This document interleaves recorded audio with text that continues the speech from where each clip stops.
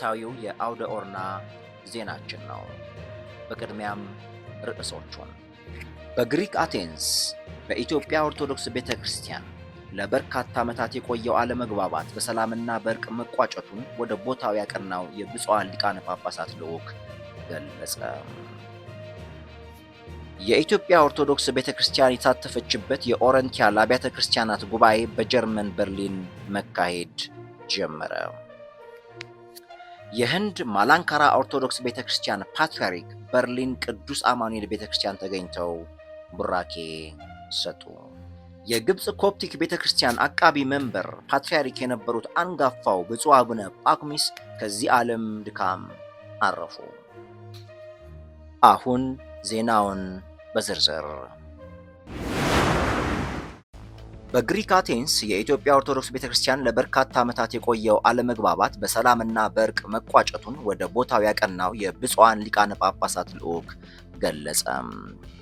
በቅዱስ ሲኖዶስ ምልዓተ ጉባኤ ተመርጦ ወደ ግሪክ አቴንስ ያቀናው የብፁዓን ሊቃነ ጳጳሳት ልዑክ ለበርካታ ዓመታት የቆየውን አለመግባባት በሰላምና በእርቅ በመፍታት የቤተክርስቲያናችን ሰላምና አንድነት ወደ ቀድሞ ቦታው እንዲመለስ ማድረጉን ገልጿል። የቅዱስ ሲኖዶሱ ልዑክ ባለፉት ቀናት በግሪክ አቴንስ ከሚመለከታቸው አካላት ጋር ሁሉ በተናጠልና በጋራ በርካታ ውይይቶችን ማድረጉን ገልጾ ይህ ሰላምና አንድነት እውን እንዲሆን አስተዋጽኦ ያደረጉትን ካህናት፣ ምዕመናንና ሌሎች ባለድርሻ አካላትን ላበረከቱት የተቀደሰ ተግባር በቅድስት ቤተክርስቲያን ስም ምስጋናውን አቅርበዋል። በዚሁ የእርቅና የሰላም ስምምነት ሂደት ላይ በግሪክ መንግስት በኩል በተለይ የሃይማኖት ሚኒስቴር መስሪያ ቤት ለሂደቱ መሳካት ላደረገውና ወደፊትም ከቤተ ክርስቲያን ጋር አብሮ ለመስራት እንዲሁም በማንኛውም መስክ አስፈላጊውን ድጋፍ ለማድረግ ቃል መግባቱን የገለጹት የልዑካን አባላቱ ብፁዓን አባቶች በውይይቱ ወቅትም በአካል ተገናኝተው መሳተፋቸውን በማድነቅ ምስጋናቸውን ገልጸዋል። የብፁዓን አበው ሊቃነ ጳጳሳት ልዑክ መጋቢት 16 ቀን ወደ ግሪክ አቴንስ ማቅናቱ የሚታወስ ነው። መረጃው የኢትዮጵያ ኦርቶዶክስ ቤተክርስቲያን የሕዝብ ግንኙነት መምሪያ ነው። የኢትዮጵያ ኦርቶዶክስ ቤተክርስቲያን የተሳተፈችበት የኦረንቲያል አብያተ ክርስቲያናት ጉባኤ በጀርመን በርሊን መካሄዱ ተሰምቷል። በኦረንቲያል አብያተ ክርስቲያናት እና በጀርመን ወንጌላዊት ቤተክርስቲያን መካከል ያለውን ግንኙነት ለማጠናከር በሚል ዓላማ በጀርመን ወንጌላዊት ቤተክርስቲያን የተዘጋጀው የኦረንቲያል አብያተ ክርስቲያናት ጉባኤ መጋቢት 17 ቀን በህንድ ማላንካራን ኦርቶዶክስ ቤተክርስቲያን ፓትርያርክ የመክፈቻ ጸሎት በጀርመን ዋና ከተማ በርሊን እንደተጀመረ ተነግሯል።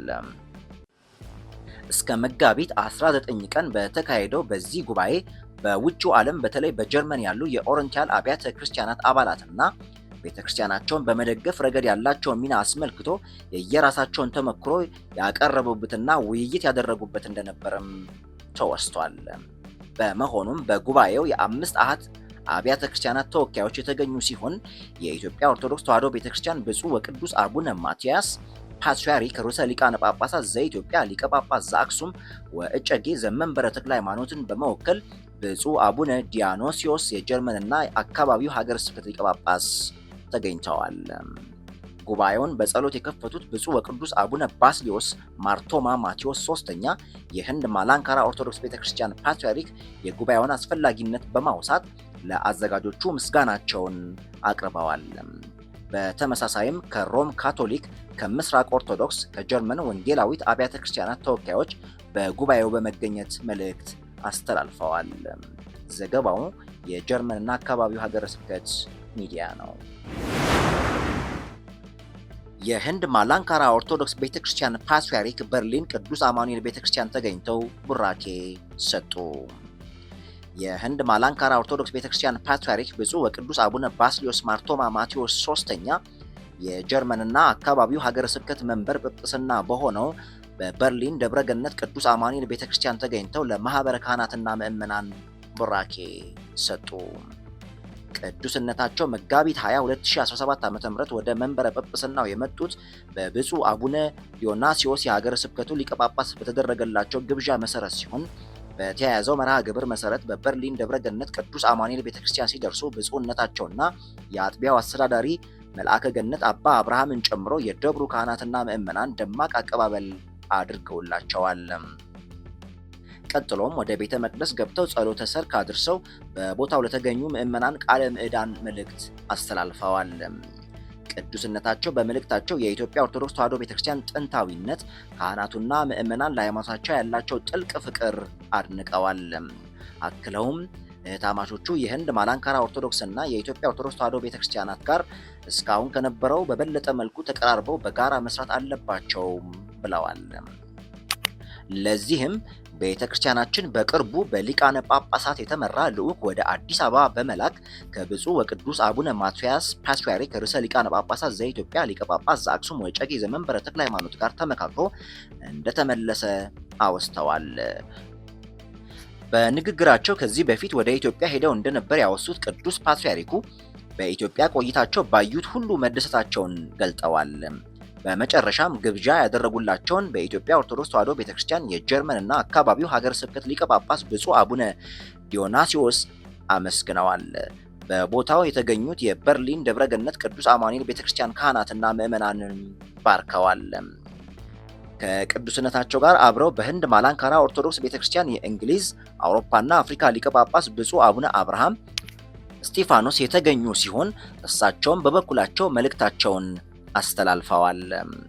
ቀደም ሲል ወደ ኢትዮጵያ ሄደው አክሱምን፣ ላሊበላንና በጣና ሐይቅ የሚገኙ ገዳማትን መጎብኘታቸውን የገለጡት ብፁዕነታቸው የገዳማቱ ጥንታዊነት፣ የመነኮሳቱ ስርዓተ ገዳም አጠባበቅ፣ ካህናቱንና ምዕመናኑ ለቤተክርስቲያን ያላቸው ፍቅር አስደንቋቸው እንደነበረም ገልጸዋል። አክለውም ወደፊት ተባብሮ መስራት እንደሚገባ በተለይም በውጭ ሀገር ያሉ ወጣቶችን እንዲተዋወቁና የልምድ ልውውጥ እንዲያደርጉ ጠንክረን መስራት ይገባናል ሲሉ አሳስበዋል። በተጨማሪም የህንድ ማላንካራ ኦርቶዶክስ ቤተክርስቲያን ከኢትዮጵያ ለትምህርት ወደ ህንድ የሄዱ ኦርቶዶክሳውያን ሃይማኖታቸውንና ስርዓታቸውን እንዲጠብቁ እያደረገች እንዳለችም ገልጸዋል። የቤተክርስቲያናቸውን ምሁራን በኢትዮጵያ ኦርቶዶክስ ተዋሕዶ ቤተክርስቲያን መንፈሳዊ የትምህርት ተቋማት በማስተማር የሰጡትን አገልግሎት ጨምረው አድንቀዋል። በመጨረሻም ብፁዕ አቡነ ዲዮናስዮስ የጀርመንና አካባቢው ሀገረ ስብከት ሊቀ ጳጳስ ቅዱስነታቸው የቀረበላቸውን ግብዣ ተቀብለው በዚህ መገኘታቸው ለቤተክርስቲያናችን ያላቸውን ፍቅርና ክብር የሚያሳይ እንደሆነም ጠቅሰው በበርሊን ደብረ ገነት ቅዱስ አማኑኤል ቤተክርስቲያን ተገኝተው ለሰጡት ትምህርትና ቃለ ምዕዳን ምስጋና አቅርበዋል። ቅዱስነታቸው ከመጋቢት 17 እስከ 19 ቀን 2017 ዓ.ም በተካሄደው የኦሪየንታል ኦርቶዶክስ አብያተ ክርስቲያናትና የጀርመን ወንጌላዊት ቤተክርስቲያን የጋራ ጉባኤ ላይ ቤተክርስቲያናቸውን ወክለው መሳተፋቸው ይታወሳል።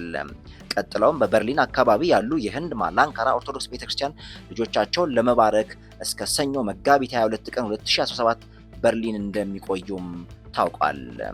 ዘገባው የጀርመንና አካባቢው ሀገረ ስብከት ሚዲያ ነው።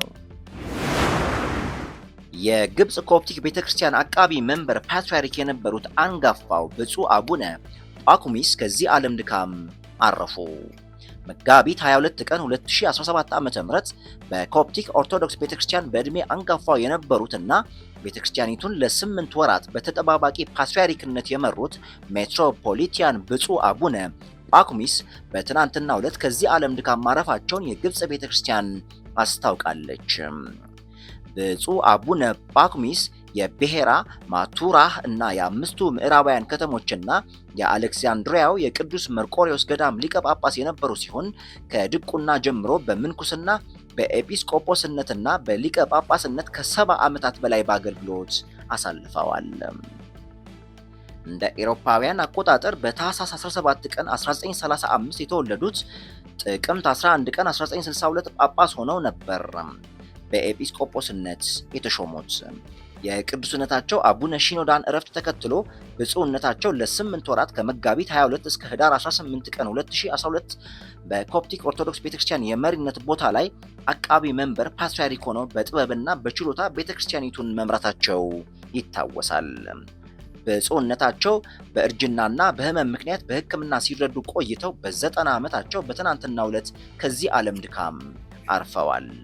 የብፁዕነታቸው በረከት አይለየን። የአውደ ኦርና ሚዲያ ማዕከል ለመላው የኮፕቲክ እህት አብያተ ክርስቲያናት ካህናትና ምዕመናን መጽናናትን ይመኛል። ሳምንታዊው የአውደ ኦርና ዜናችን በዚህ ተጠናቋል። በሳምንቱ የዜና ክፍላችን በተመሳሳይ እስክንገናኝ ድረስ መልካም ሳምንት